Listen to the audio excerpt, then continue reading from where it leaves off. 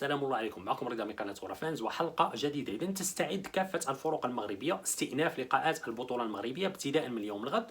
يعني العديد من التأجيلات، أصبح لدينا 21 لقاء مؤجل وأثر على سير البطولة المغربية. لهذا ارتأت الجامعة الملكية المغربية لكرة القدم على أنه يجب خوض جميع اللقاءات المؤجلة أولا لإتاحة مبدأ تكافؤ الفرص، ومن بعد ذلك استئناف لقاءات أو استئناف جولات البطولة المغربية. يعني اتحاد طنجة الفريق الذي لم يلعب أي لقاء منذ عودة النشاط الرياضي، آخر لقاء خاضه اتحاد طنجة كان منذ مارس السابق. اتحاد طنجة يعيش وضعية صعبة هذه السنة، يحتل المركز ما قبل الأخير، متبقي له 10 لقاءات ستكون بمثابة لقاءات نهائية. يعني سيكون من الصعب أن نشاهد اتحاد طنجة يتواجد في القسم الوطني الأول الموسم المقبل. منطقيا يعني الأمور تبدو صعبة على اتحاد طنجة، ولكن حسابيا كل شيء ممكن. يعني رجاء بن ملال ايضا يعيش وضعيه صعبه او اكثر صعوبه من اتحاد طنجه. الفريق عنده 9 ديال النقاط من 21 لقاء، تنظر على ان الوضعيه تبدو اكثر وضوحا فيما يخص مؤخره الترتيب. رجاء بن ملال واتحاد طنجه هما الفريقين القريبين من القسم الوطني الثاني. فيما يخص المنافسه على اللقب او المنافسه على المراكز الاولى فالامر مختلف تماما. هذه السنه كاين واحد المنافسه شرسه سواء على الفوز بالدوري المغربي وكذلك احتلال المراكز الاولى. في حلقه اليوم ان شاء الله غندير واحد المقارنه بين الفرق، يعني اللقاءات المتبقيه لكل فريق، اللقاءات داخل الميدان خارج الميدان، اللقاءات الصعبه لكل فريق، وكذلك غنشوفوا الفريق الاقرب لتحقيق البطوله المغربيه هذه السنه انطلاقا من المعطيات المتوفره. كما تعرفون الرجاء البيضاوي يحتل المركز الاول ب 45 نقطة بفارق 4 نقاط عن صاحب المركز الثاني مولودية وجدة. كيف ما قلت غندير واحد المقارنة وغنشوفوا الفريق الأقرب للتتويج بالبطولة المغربية هذه السنة. يعني خليوا لي الآراء ديالكم في التعليقات ونتناقشوا كما هو العادة بشكل ودي. قبل ما ندخلوا في تفاصيل الحلقة، إلا عجبتكم الحلقة كما هو العادة ما تنساوش تدعمونا بلايك، بارطاجيو الحلقة. بالنسبة اللي كيشاهدنا أول مرة تسجل في القناة ديالنا، فعل جرس التنبيهات باش يوصلك الجديد أول بأول، وما تنساوش تسجلوا في الصفحة ديالنا على الفيسبوك والإنستغرام. غنخلي لكم اللينك في أول تعليق مثبت. ندخلوا في تفاصيل الحلقة.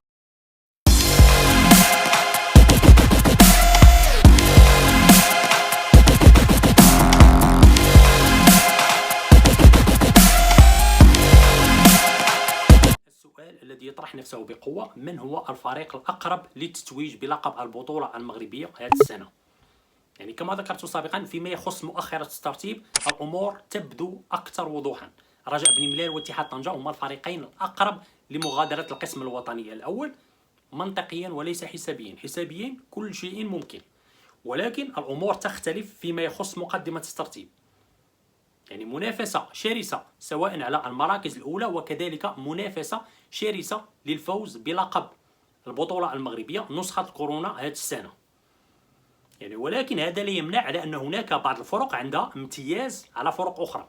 يعني من وجهة نظري الشخصية أرى على أن هناك 3 فرق أقرب للتتويج بلقب البطولة المغربية، وهذه 3 ديال الفرق هي الرجاء البيضاوي، الوداد البيضاوي، ونهضة بركان.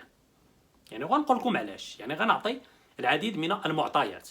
يمكن اي واحد يسولني ويقول لي لماذا لم تضع مولودية وجدة بالرغم على انه يحتل المركز الثاني وبفارق 4 نقاط عن صاحب المركز الاول، لماذا لم تضع هذا الفريق في حسابات المنافسة على لقب البطولة المغربية؟ يعني اول شيء مولودية وجدة هو اكثر فريق لعب لقاءات من فرق المقدمة. مولودية وجدة لعب 25 لقاء. يعني الا قارنا مولودية وجدة مع الرجاء والوداد ونهضة بركان، الوداد لعب 21 لقاء، بركان و الرجاء البيضاوي لعبوا 22 لقاء، مولودية وجدة لعب 25 لقاء، وبالرغم من هذا يحتل المركز الثاني وبفارق 4 نقاط عن الرجاء البيضاوي. لهذا استثنيت هذا الفريق. يعني مولودية وجدة سينافس وبقوة على إحدى المراكز الأولى، ولكن تنظر على أنه سيكون من الصعب أن نشاهد مولودية وجدة يتوج بلقب البطولة المغربية السنة. يعني هذا رأيي ديالي الشخصي، وكذلك اعتمادا على المعطيات التي شاهدناها. فيما يخص الجيش الملكي، الجيش الملكي يبتعد وبفارق 11 نقطة عن صاحب المركز الأول، وأيضا لعب لقاءات أكثر من الرجاء والوداد ونهضة بركان. الفتح الرباطي يحتل تنظر المركز السادس بفارق 9 نقاط عن المقدمة، وأيضا الفتح الرباطي لعب لقاءات أكثر من الرجاء والوداد ونهضة بركان. يعني لهذا من وجهة نظري الشخصية أرى على أن الوداد والرجاء ونهضة بركان هما الفرق الأقرب للتتويج بلقب البطولة المغربية. غنديروا مقارنه بين 3 ديال الفرق.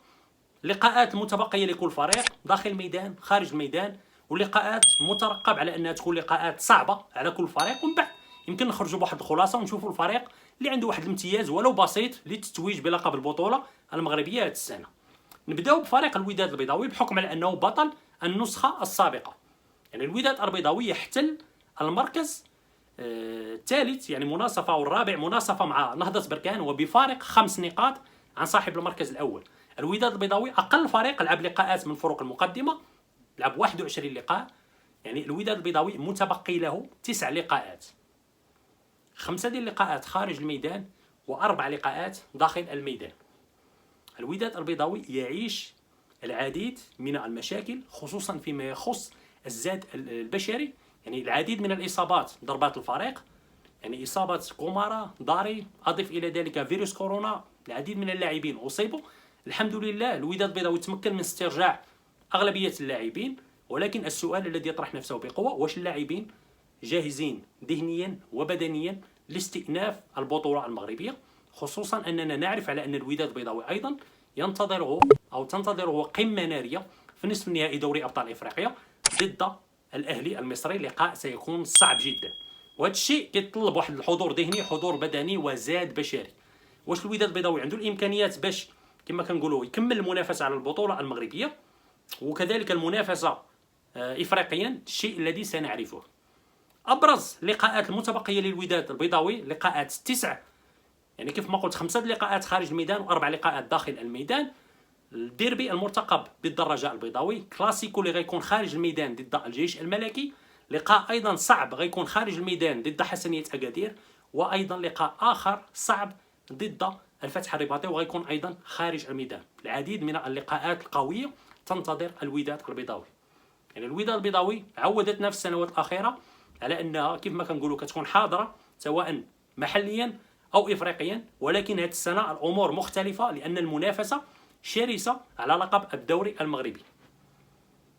يعني انا خنقول لكم المعطيات وانتم يمكن لكم تبنيو وتخرجوا بواحد النتيجه من المعطيات اللي كنعطيكم. نمروا للفريق الثاني اللي غنتحدث عليه وهو فريق نهضه بركان. يعني نهضه بركان يواصل في تقديم الاداء الجيد. يعني الفريق في السنوات الاخيره عودنا على انه يوجد في المراكز الاولى سواء في البطوله المغربيه، وايضا فريق ينافس وبقوه في كاس الاتحاد الافريقي. السنه السابقه الفريق لعب نهائي كاس الاتحاد الافريقي وانهزم بصعوبه ضد الزمالك المصري، وهذه السنه الفريق ايضا متواجد في نصف النهائي كاس الاتحاد الافريقي وسيواجه في نصف النهائي مغربي خالص فريق حسنيه اكادير. نهضه بركان يحتل المركز الثالث مناصفه مع الوداد البيضاوي بفارق 5 نقاط عن صاحب المركز الاول الرجاء البيضاوي. يعني اعتبر على ان نهضه بركان سينافس وبقوه وبشراسه على لقب الدوري المغربي، وعنده من الامكانيات ما يسمح له. يعني الامكانيات الماديه متوفره، عنده واحد الزاد بشري، لاعبين في المستوى، يعني لاعبين مغاربه ولاعبين افارقه. نهضه بركان متبقي له 8 لقاءات في البطوله المغربيه، 5 لقاءات خارج الميدان و3 لقاءات داخل الميدان. يعني نهضه بركان غنشوفوا واش بامكانه المنافسه على لقب الدوري المغربي لاخر جوله، وسيكون من الجميل ان نشاهد على ان 3 ديال الفرق او 4 ديال الفرق تنافس وبقوه على لقب الدوري المغربي لاخر جوله. يعني هذا الشيء غيرفع من المنافسه، وايضا غيعطي واحد القيمه للبطوله المغربيه، والمستفيد الاول سيكون هو الجمهور. يعني ابرز اللقاءات المتبقيه لفريق نهضه بركان غيكون اللقاء المرتقب، لقاء حارق ضد الرجاء البيضاوي بالدار البيضاء. تنظر على ان هذا اللقاء سيحدد معالم الفرق المنافسه، واش بركان غيستمر في المنافسه على لقب البطوله المغربيه لاخر رمق، ام ان المنافسه ستنحصر بين فريقين اخرين، يعني الوداد والرجاء البيضاوي. يعني صراحه ما يقدمه نهضه بركان يعني يشرف منطقه الشرق، ويواصل في تقديم الاداء الجيد سواء في البطوله المغربيه وكذلك في كاس الاتحاد الافريقي. الفريق الثالث الذي ارشحه بقوه للمنافسه على لقب الدوري المغربي متصدر البطولة المغربية الرجاء البيضاوي. يعني الرجاء البيضاوي قبل فترة التوقف كان يحتل المركز الخامس والسادس، وكانت عنده العديد من اللقاءات المؤجلة. والرجاء البيضاوي ما يمكن حتى شي حد ينكر على أنه الفريق الأكثر توهجا، الفريق الأكثر حضورا منذ عودة النشاط الرياضي. الفريق لعب 7 ديال اللقاءات 5 ديال الانتصارات وجوج ديال التعادلات.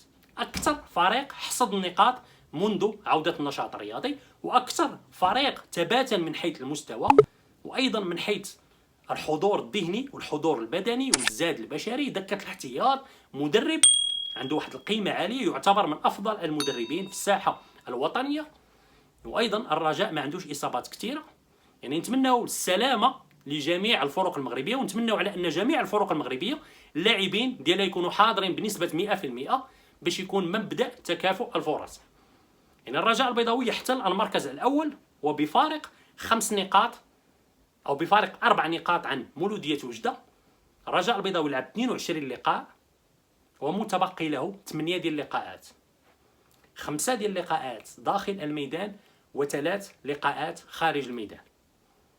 يعني فيما يخص يعني الامتياز ديال ارضيه الملعب، لاحظنا على ان من بين الفرق الثلاثه التي رشحتها الرجاء البيضاوي هو اللي عنده امتياز ديال اللقاءات اكثر داخل الميدان، بحكم على ان الرجاء من 8 ديال اللقاءات غيلعب 5 داخل الميدان، نهضه بركان من 8 ديال اللقاءات غيلعب 3 داخل الميدان و5 خارج الميدان، والوداد البيضاوي من 9 اللقاءات غيلعب 5 خارج الميدان و4 داخل الميدان.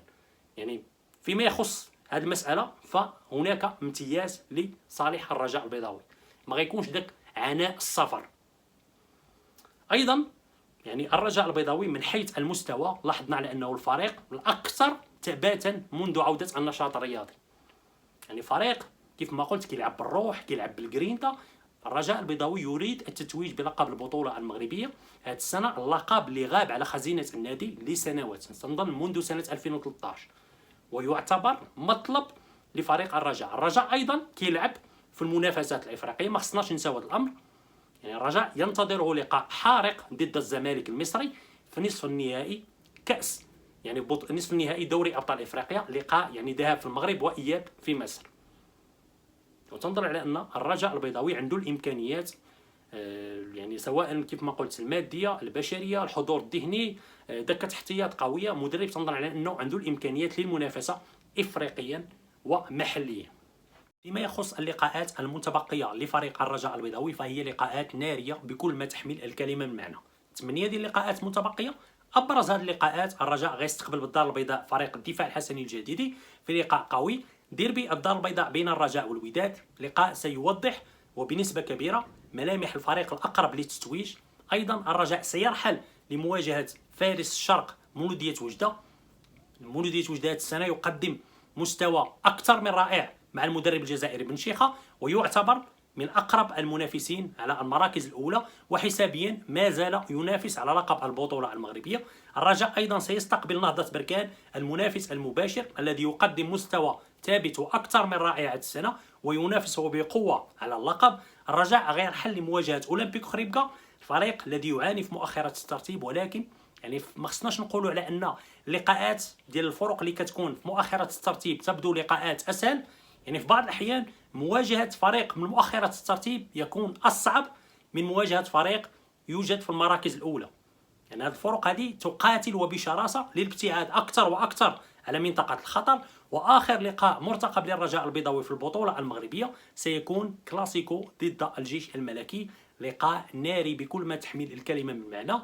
يعني دائما اللقاءات بين الرجاء والجيش كتكون لقاءات صعبه، فيها النديه، فيها الحماس. لقاء الذهاب بالمناسبه انتهى لصالح الجيش الملكي بهدف ل0. كيف ما قلت لقاءات ناريه. الرجاء البيضاوي عنده امتياز يعني ديال الترتيب، يحتل المركز الاول وبفارق نقاط عن اقرب المنافسين. ايضا عنده امتياز ديال اللقاءات اكثر داخل الميدان، ولكن الامور تبدو شبه متكافئه بين الفرق التي ذكرتها. الفريق الذي سيكون اكثر حضورا ذهنيا بدنيا، الفريق اللي غيكامن بالحظوظ ديالو الى غايه اخر رمق، هو الفريق الاقرب للتتويج بلقب البطوله المغربيه هذه السنه. يعني خليوا لي الاراء ديالكم في التعليقات، شنو هو الفريق اللي كتشوفوا على انه عنده حظوظ اكثر للتتويج بلقب البطوله المغربيه هذه السنه. خليوا لي الاراء ديالكم كما هو العاده ونتناقشوا بشكل ودي. كان هذا كل ما يخص حلقه اليوم، الحلقه اللي هضرنا فيها على معطيات اللقاءات المتبقيه في البطوله المغربيه والفرق الاقرب للتتويج بلقب البطوله هذه السنه نسخه الكورونا. كان هذا كل ما يخص حلقه اليوم. الى عجبتكم الحلقه كما هو العاده ما تنساوش تدعمونا باللايك، بارطاجيو الحلقه. بالنسبه اللي كيشاهدنا اول مره تسجل في القناه ديالنا، فعل جرس التنبيهات باش يوصلك الجديد اول باول. كان معكم رضا من قناه كورة فانس. سلام. Hey.